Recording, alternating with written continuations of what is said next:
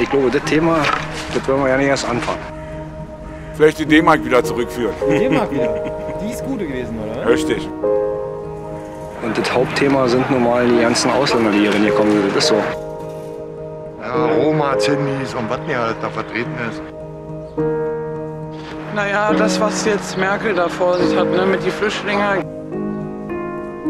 Wie soll ich das jetzt ausdrücken? Nicht so viele reinlassen, weil wir müssen erst mal selber mit der Wirtschaft klarkommen, mit dem Geld und so. Es war nicht alles schlecht zu dieser Zeit. Nichts dagegen, dass die Leute aus den Kriegsgebieten kommen, aber was da mitgekommen ist an jungen Leuten. Dass es Überhand genommen hat an den Flüchtlingen, Frauen vergewaltigt werden, überfallen werden, selbst Frauen, die im Rollstuhl sitzen, werden von hinten begrapscht. Da kommt die Polizei und es wird nicht groß was getan, außer den Finger gezeigt. Alles nur noch gequirlte Scheiße in Deutschland. Das geht doch hier gar nicht mehr um das normale Volk. Die sehen bloß mal ihre Wählerstimmen. Das ist das ganze Problem. Die wollen gewählt werden und da ist die Scheiße egal. Es gibt auch so Fälle hier in Deutschland, die obdachlos sind. Für die wird nichts getan, aber die ganzen Ausländer werden reingelassen. Für die wird was gebaut. Was ist denn mit uns? Weil wir kämpfen um jede Arbeit.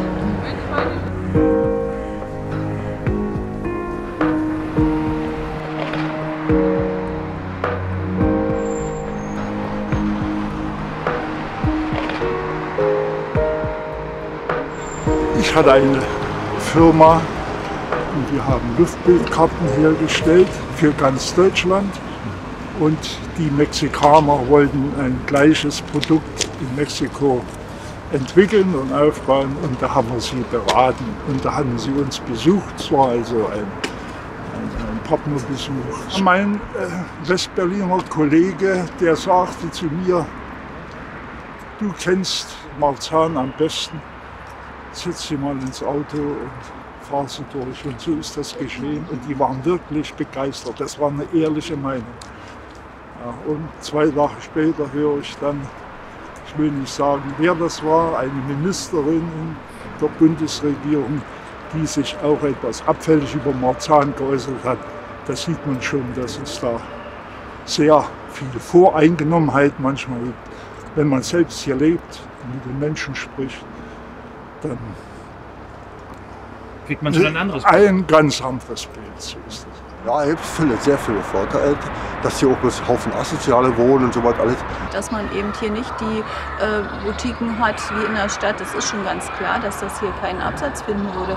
Aber man sollte doch daran denken, dass hier nicht nur Hartz-IV-Empfänger wohnen und Rentner, sondern auch Leute, die sich ein gewisses Niveau auch pflegen und eben auch gerne bereit sind, auch mal für qualitativ hochwertigere Dinge Geld auszugeben. Ich habe manchmal auch den Eindruck, dass hier die Sachen verkauft werden, die woanders nicht losgeworden wären. Also dass man hier doch vom Niveau her ziemlich weiter unten angesiedelt ist. Wenn man in die Stadt fährt, hat man manchmal den Eindruck, man ist in einer anderen Welt. Also man merkt dann schon den qualitativen Unterschied. Ganz pauschal gesagt, läuft eigentlich alles gut in Fürstenwalde. Man sieht es über Jahre eine ständige Weiterentwicklung, Verdichtung der Innenstadt. Viele private Investoren haben ihre Häuser aufgemotzt vom Allerfeinsten und es sieht toll aus.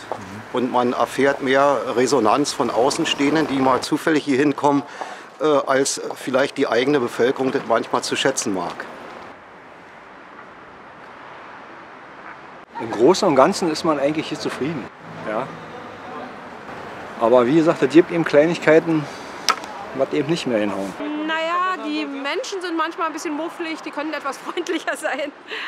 Und die können auch etwas mehr in unserer Stadt einkaufen. Die fahren alle viel zu viel nach Berlin, was ja für unseren Einzelhandel und für unser Gewerbetreibenden auch nicht so schön ist. Aber das werden sie dann schon merken, wenn wir gar keine Geschäfte mehr haben. Dann könnte es aber zu spät sein. Ich denke, dass der Zug schon fast abgefahren ist, dass man eigentlich wirklich eher hätte was tun müssen. Man muss jetzt schon die ganz große Hacke rausholen, damit noch was umzudrehen ist. Also gerade was so Öffnungszeiten und so betrifft. Ne? Also wenn ich als Berufstätige um 5:30 in die Stadt komme, dann sind die Bürgersteige hochgeklappt und dann ist um 6 alles zu. Das ist eben in der Innenstadt schon.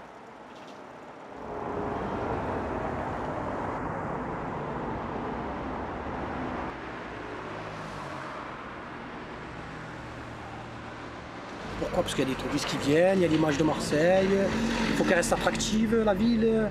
Voilà, mais le 15e, qui vient dans le 15e? Qui vient? Qui s'inquiète pour les gens d'ici? Un peu délaissé. C'est à l'abandon. Je ne vais pas exagérer, mais c'est pas comme Mad Max, mais voilà, qu'on n'est pas considéré, vous comprenez, quoi. Vous le voyez, mais regardez, autour de vous. Hein? Quand on vient des quartiers nord, on est catalogué. On est catalogué, on n'est pas considéré. Ils nous ont fait un centre commercial il y a quelques années là, qui est pratique, c'est vrai, pour nos parents, pour certaines personnes qui n'ont pas de transport et tout. Et voilà, pour qu'ils évitent que les gens d'ici, certaines personnes s'approchent du centre-ville. Et voilà, c'est un parc d'attractions pour pauvres.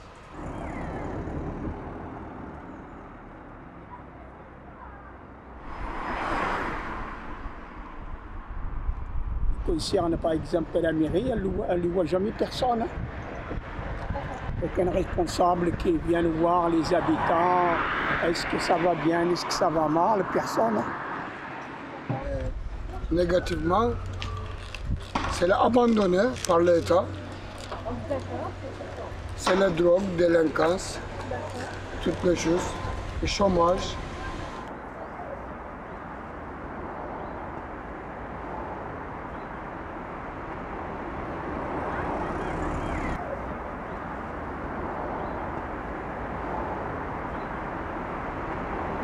Deutschland hat keinen schlechten Stand, also die Wirtschaft entwickelt sich, aber die Spaltung der Gesellschaft, die ist offensichtlich.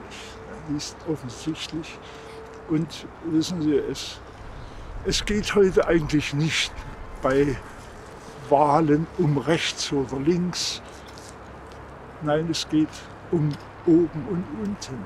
Und das unterschätzen manche Partei etwas.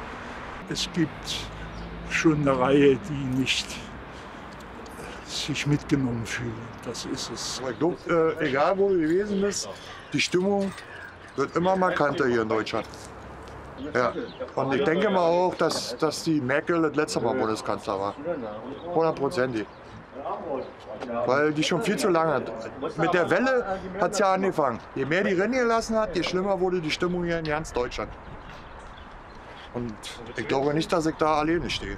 Also bestimmt noch etliche Leute, die hier fahren kannst. Und das ist bestimmt nicht nur Marzahn.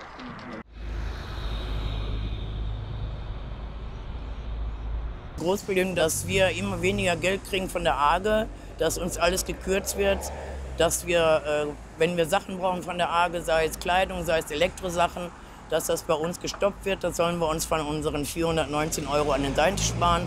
Und die Flüchtlinge, die nach uns kommen, denen werden die Wohnungen eingerichtet und bekommen einfach alles. Die kriegen jetzt ein Kind nach dem anderen, denn Deutschland ist ein Land, wenig Arbeit, dafür Kindergeld für die Leute. Und das ist das, wo ich gar nicht mit klarkomme, weil ich habe so wenig, dass ich kaum leben kann.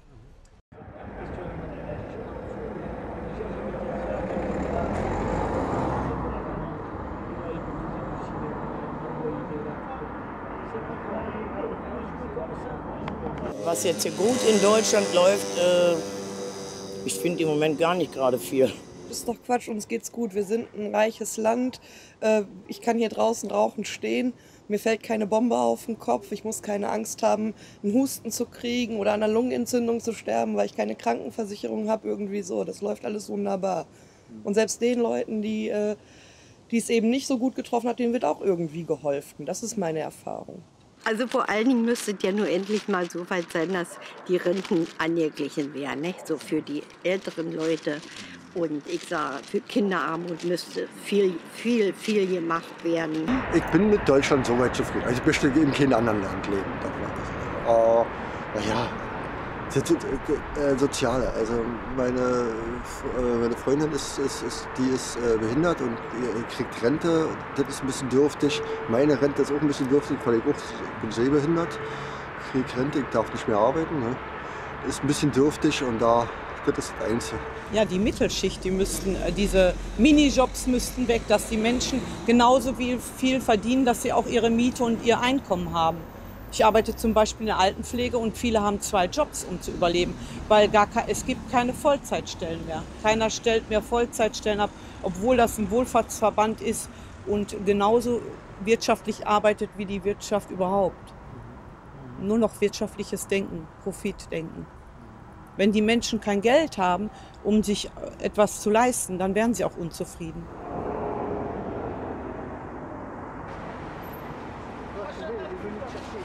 Des problèmes. Il n'y a pas assez de travail. Pour les jeunes. Soi-disant, les jeunes, il faut passer le bac, mais ils n'ont pas d'avenir, même qu'ils ont le bac. Comme mes petits-enfants. Ils ont passé le bac pour être infirmières ou pour être... Mais il n'y a pas de place. Quand on regarde au niveau de l'école, au niveau de la sécurité, par rapport à la maladie, par rapport à tout ça, c'est vrai qu'en France, on n'a pas à se plaindre. Bon, il nous arrive un problème dedans, on y va. Même si on est au RSA, il y a la CMU, il y a toutes ces choses-là. Donc c'est vrai qu'au niveau de la sécurité.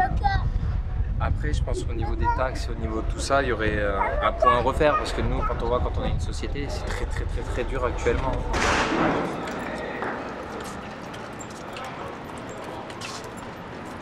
Dass wir mehr am Bildungssystem arbeiten sollten, ja, definitiv. Wie kann in ein und demselben Land nicht dieselbe Bildungspolitik sein? Jedes Bundesland, einer, der aus Brandenburg kommt, geht nach Bayern, der ist zu blöd gewesen, hier das Abitur zu machen, wird da nicht anerkannt. Na, was ist denn das? Was ist denn das? Und das in ein Land? Das muss man sich mal rinziehen, so. Das interessiert mich eigentlich ja nicht. Ja, ich sag mir, aus dem Alter bin ich raus. Europa, ja, man sollte sich ja andere Länder mal ein Beispiel nehmen. Der Meinung bin ich. Also wir sind ja wenn wir uns einig sind wir eine ziemlich starke Macht. Das Problem ist, dass die sich oft nicht einig sind und dass man ja beobachten muss, dass immer mehr Nationales wieder in den Vordergrund gedrängt wird, dass die Leute immer mehr sich nur auf ihre nationalen Eigenheiten besinnen. Ich bin vor Ausbruch des Zweiten Weltkrieges geboren und habe noch als 6-Jähriger das Ende des Zweiten Weltkrieges miterlebt. Ich lebte im Vogtland, wir hatten am Anfang die Amerikaner da, dann kamen die Russen. Und es ging ja damals nur darum, Schluss mit dem Krieg und alles wieder aufbauen.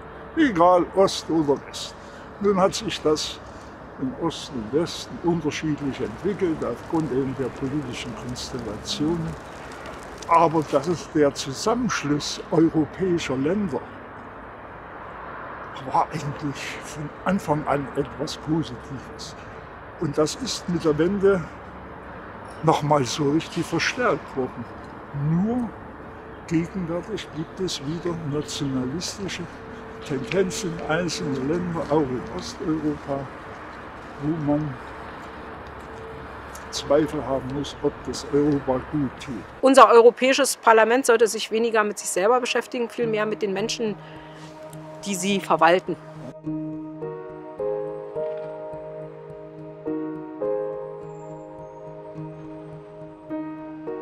Ich sehe Europa in der Gesamtheit positiv. Auch im Handeln und ja, also wir können nur gemeinsam was schaffen.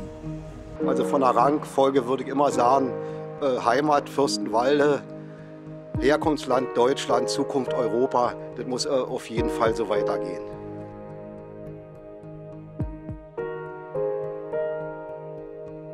Aufpassen, dass alle mitgenommen werden. Das ist wohl das, was die neue Bundesregierung hoffentlich etwas besser anpackt.